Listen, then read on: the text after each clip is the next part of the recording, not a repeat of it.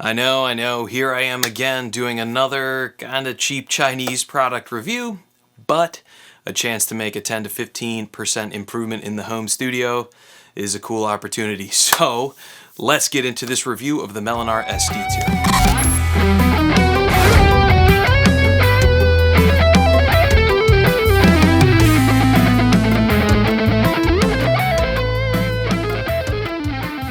This is going to be the second product that I'll have here on the channel from MELONARE. I'll do the link thing at this point if you want to check out the first one.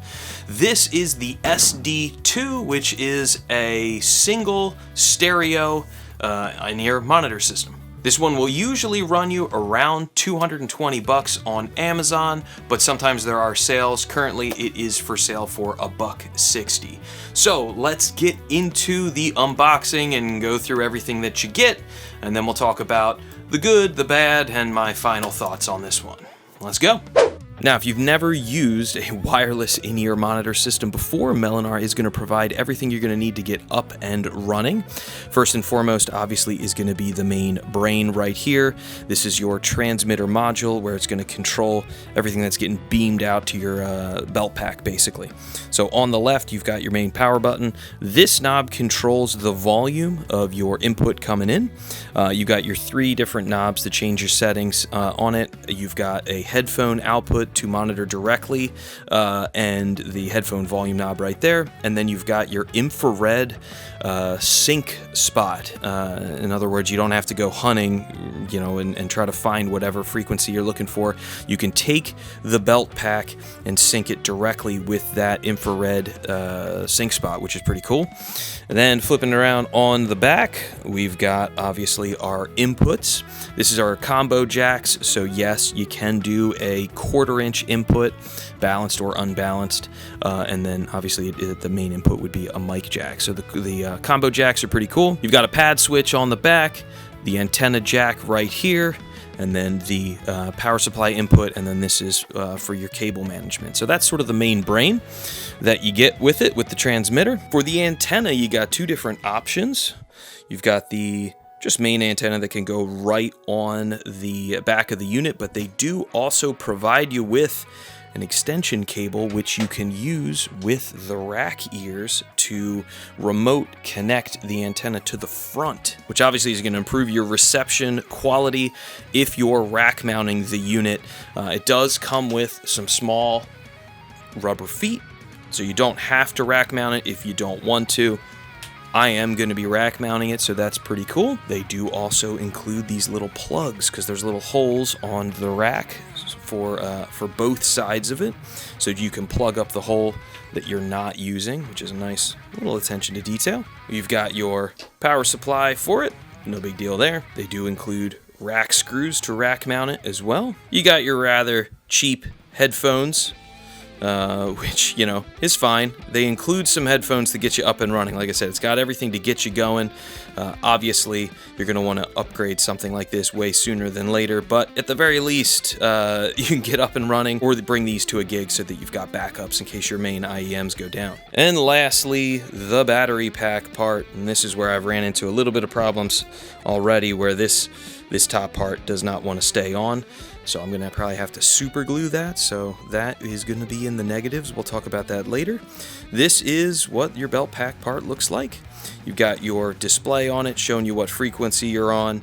There is a display at the top. The RF light will light up when you're connected, and then the lightning bolt is a low battery indicator, and that will show up as red when your batteries start to get low. The belt pack does have a metal clip. It is all plastic construction though. Otherwise, it will show up in the negatives for sure. The main transmitter is metal, or at least the housing is metal. The front is plastic, but the body of the housing is metal, and voila, editing magic. Popped on the rack ears. The remote antenna is pretty sweet. Got the little plug over here covering the other hole. And that's what the whole system looks like in the back. Nice touch.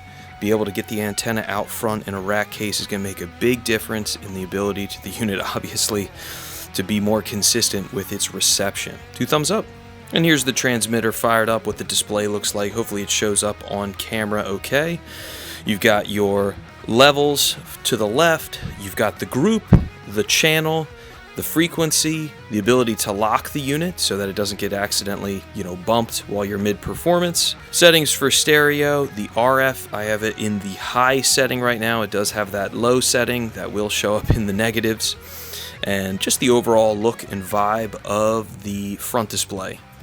And the receiver pack, you can see the RF light is now lighting up green now that I have the unit all powered up.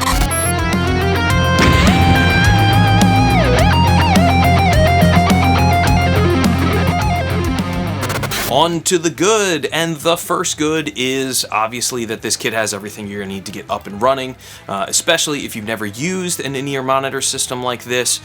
You've got everything that you're going to need, up to including AA batteries to power the battery pack, and the added flexibility of being able to rack mount the unit versus non-rack mounting it, although I would definitely recommend to rack mount it because it'll just help protect it better as you're going from gig to gig, and it will make setup and breakdown quicker at the gig. But regardless, you've got that flexibility, which is the first good. And the second good is without a doubt the audio quality, which is probably one of the most important things with an in-ear monitor system. Going back and forth, plugging direct into my audio interface and then back into the body pack, the audio sounds remarkably close, both in frequency response, like overall, right? So the Xtuga unit I've been using for the last 6 months here in the home studio was a little darker. You were losing a little bit of the highs. The highs here are better. They're more accurate. And also the overall sound stage, or basically the panning and where everything sits, is closer to connecting it direct. So positive number 2, definitely sound quality, which then connects to positive number 3. They're probably tied at this point, is the quality and consistency of the wireless connection with very low interference and basically no dropouts. We will talk in the negative part about the low power mode versus high power mode. If you're running on high power mode, I basically have had no dropouts in the home studio and no interference either, which I did get every once in a while with that Xtuga system. And of course it would always happen, right when I'm shooting a video or something, and then, right when you get to that part, then it drops out and you're like, then you gotta take it again. So, more consistent connection with no dropouts and basically no artifacts. And especially if I'm teaching and I run upstairs real quick, I can still hear my student practicing or whatever it is. No dropouts even upstairs where I used to get a little interference, again, with the Xtuga. So if you're going to be gigging it potentially on a bigger stage, I'm pretty confident that you're going to have really, really good success here with no dropouts and no artifacts or sort of burbling that might come in and distract your performance, essentially. Positive number 4 is going to be the ability to scan and find a clear channel. Now, I am suspicious about what this is actually doing internally, if it's really scanning for a clear channel, or if it's just basically like a randomizer, because I could see it kind of working that way, where it just sort of generates a new number and then hopefully the connection's better, and then if it's not, then you just do it again and generates another random number. Why do I think that? Because I tested it scanning maybe 10 times in a row and I never got the same number twice, which makes me kind of feel like it's not really scanning the environment, like I said, as much as just generating a random frequency. Because you've got that ability to sync the body pack with the main brain with the infrared scanner or whatever, it also means that, whatever crazy number it spits out, you can sync it with the body pack real quick. So if you're having a problem, yes, it does have a scan feature. I don't know if it's really scanning for a clear channel the way something like a Sennheiser or a Shure unit would. This is a $220 unit, whereas your similar Sennheiser is going to be $1,000 if not more. So I'm not sure. I don't have the technical knowledge to understand the coding of what's inside it. Either way, it does have the ability to quote unquote scan, and most likely more. If you're on a treble frequency, jump to one that's potentially clear.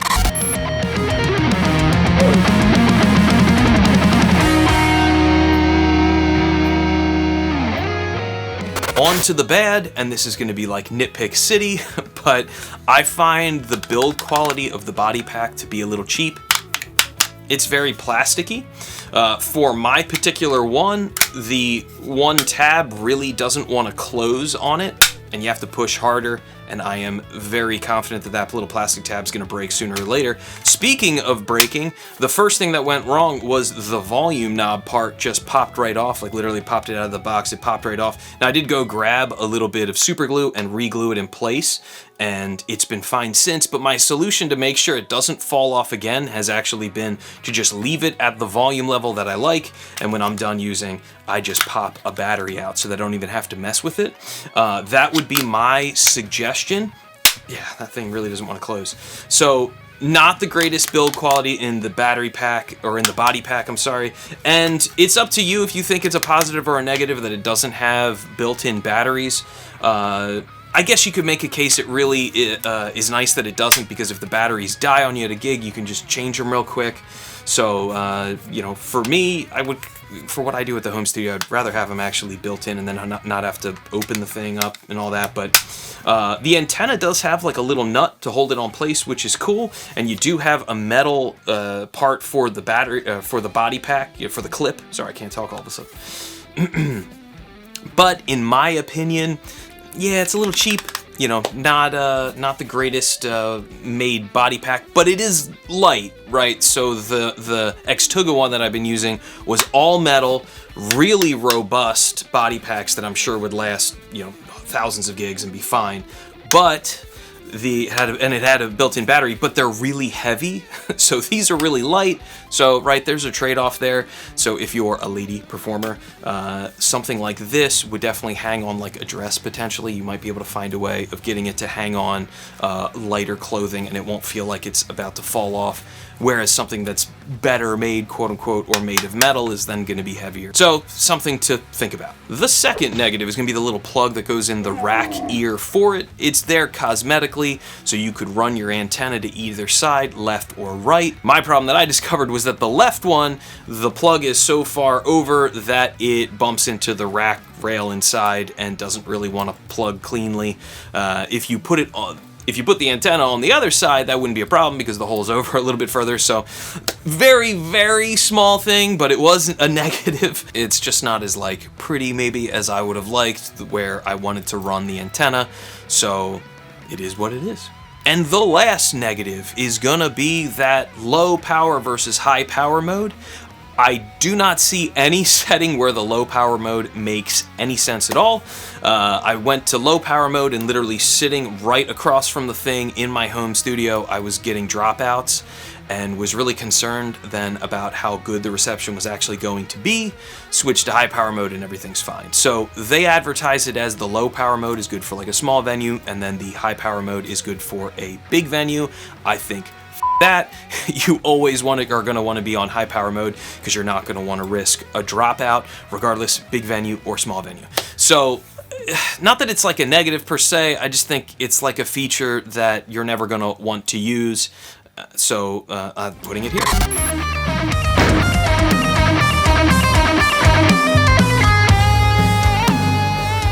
End conclusions. Do I think you should consider this MELONARE SD-2 or save your shekels and buy something like a Shure or a Sennheiser system? If you're on a budget, I really like this system. Now, it is technically the most expensive system that I've reviewed so far, so that does kind of make sense. But right now with that sale, especially under $200, actually, I think kind of it's a no-brainer, honestly. Now, the Xtuga system did cost a little bit more, the SEM200 that I reviewed. That was a dual system, though, with 2 body packs and 2 stereo channels, whereas this is only a single. So for $220 at retail for just a single, I think it is then more expensive, obviously, because then you have to buy 2 and you're looking at $440 to do the same thing the SEM200 could do. Anyway, I think it's a really good system, and I do think you should consider it. The quality of the audio is there, which is tied for also the quality of the reception. Those are the 2 things that I think matter the most, and then it's up to you if you think the cheap plastic body pack that might break at a gig is okay because it's light, or if you'd want to, again, save up and buy like something like the Shure system or maybe Sennheiser. Obviously, those are going to be, you know, quadruple the price potentially, but you are getting a much better product. And those, bigger, more expensive manufacturers usually have a more robust searching for a clean frequency thing in it, where my theory is still that it's just generating a random number, which is effective. If you're in the low part of the frequency, to get into the high, you just hit the scan real quick. But so that's my opinion. Yes, I think you should consider it. In the end, for my home studio, this is all added up to maybe about a 15% improvement in the home studio between the more consistent reception and then the slightly better audio quality with better top end and a better sort of sonic image. So yes, I love it. Yes, I'm going to be using it now. Yes, I'm going to try to stop doing these sort of reviews that are distracting me from getting out the stuff that actually helps the channel grow. But if you did like the video, consider liking and subscribing. I would greatly appreciate it. Here on my channel, I do a ton of product reviews, mostly shred guitar sort of oriented stuff, but I am into sound and IEMs and all this kind of stuff because, it just helps you do a better job as a performer, whether it's here, in a studio or whether you're out there gigging. So again, if you like the vibe, consider like and subscribe. I greatly appreciate it, and maybe hopefully I'll see you in the next one. Woo!